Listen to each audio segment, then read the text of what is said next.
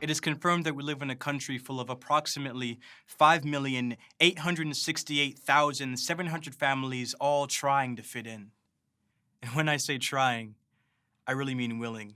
And willing means attempting to protect a legacy in children, families, homes. I mean, what's a community really worth? Like 150 million? 150 trillion? Or more, depending on the housing market? A piece of standing architecture? A household full of furniture that to their children look like colorful stuff, so to speak.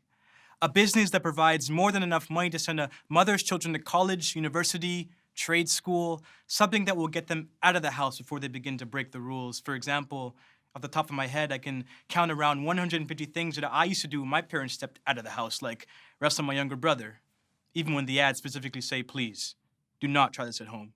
You know, things of that nature.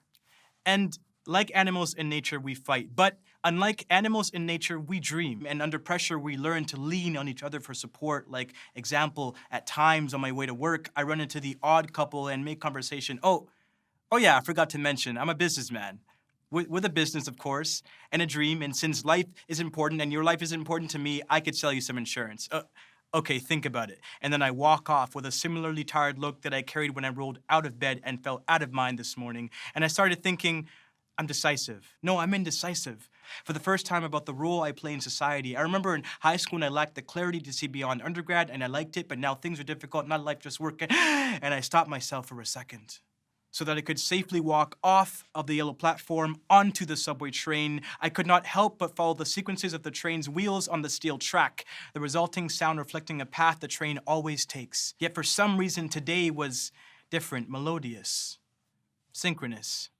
I noticed that TTC trains complement the TTC tracks, as the wheels screech pain from the friction of the sharpest turns like the kiss of a child's epidermis on metallic earth. When I walk downtown, wind currents from Lake Ontario brush by my senses, and my chest, once cold, starts to heat up very quickly despite my thin figure. I had to figure out a way to cool my body down, so I walk the parks. Yes, I gather the sounds. I relish the freedom of their flowers, their race, their submission, their serenity. An inability to respond to danger unshaken and rooted amuses me. How they feed on quantized particles from the sun to photosynthesize polymers in their roots, bred to produce meaning in their petals. This is nature. I felt their freedom, standing steadfast, looking up at the sky, not looking down at the ground. An endless blue sea of opportunity. For a moment, all dreams seem attainable. Yours, mine.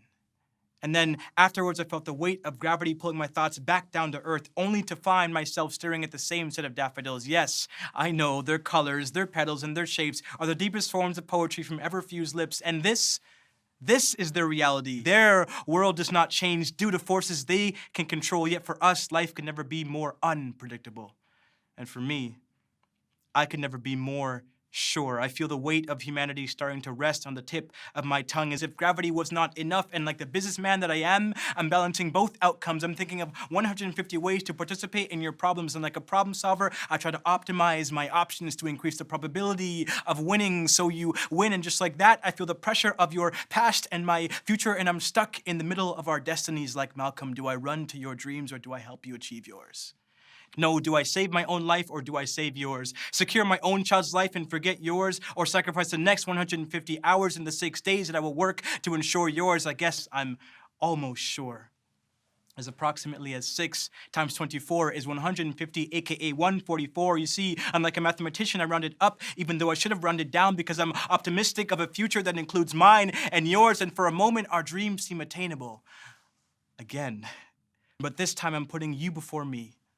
Yeah, much like 1 precedes 2 and 2 precedes 3 in an integer scale, except no negative numbers exist, no opposites, no nots, because the phrase I cannot assumes that I cannot deliver on my promises, and for the first time I'm freaking out because I am not sure if I'm unconscious or just confused.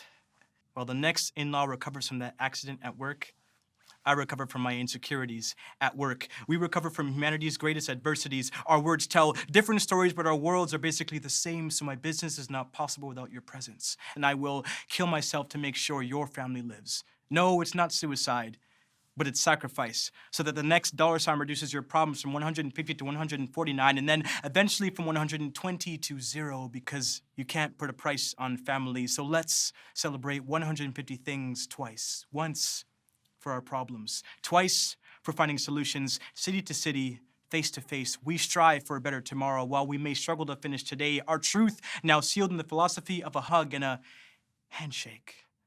Once again, suddenly all things seem attainable.